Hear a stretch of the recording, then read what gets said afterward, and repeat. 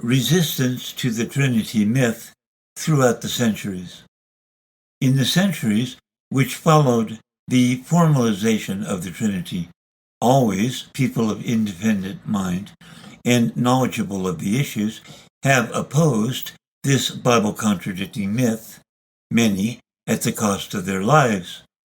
Branches of Christianity which repudiate the Church's insistence upon belief in the Trinity have risen to power throughout the world, gaining numerous followers, and many notable figures of history have stood against it as well.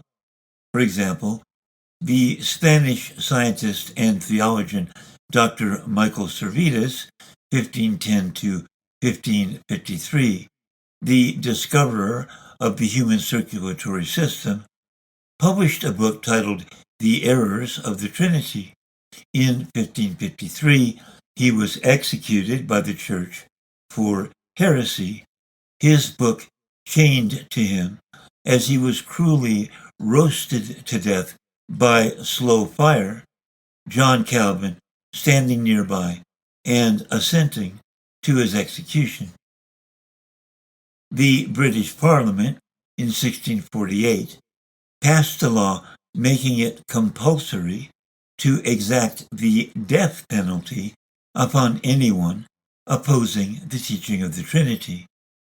It wasn't until 1813 that the death penalty for those opposing the Trinity was removed from British law.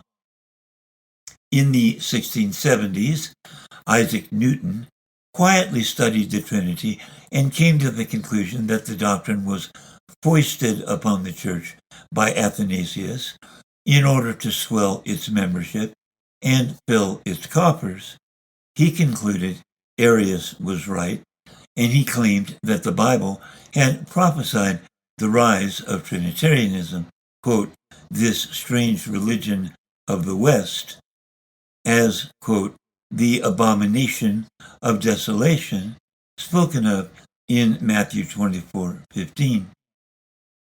President Thomas Jefferson, as we discovered earlier, had scathing contempt for the doctrine of the Trinity, writing many criticisms of it, including the following, quote, it is too late in the day for men of sincerity to pretend they believe in the Platonic mysticisms that three are one and one is three, and yet that the one is not three and the three are not one.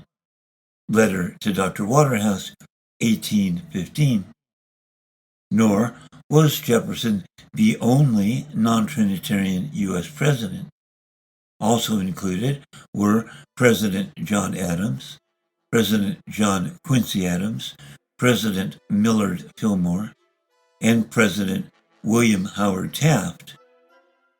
In fact, history is replete with notable persons who stood and spoke against the Trinity, including Florence Nightingale, nurse and humanitarian, Frank Lloyd Wright, architect, Walt Whitman, poet and humanist, Linus Pauling, two-time winner of the Nobel Peace Prize, Herman Melville, author of Moby Dick, Buckminster Fuller, engineer and designer, Charles Dickens, novelist, Robert Burns, Scottish poet, Susan B. Anthony, women's rights activist, Louisa May Alcott, author and abolitionist, P.T. Barnum, showman, Ralph Waldo Emerson, poet, Nathaniel Hawthorne, author, Henry David Thoreau, author,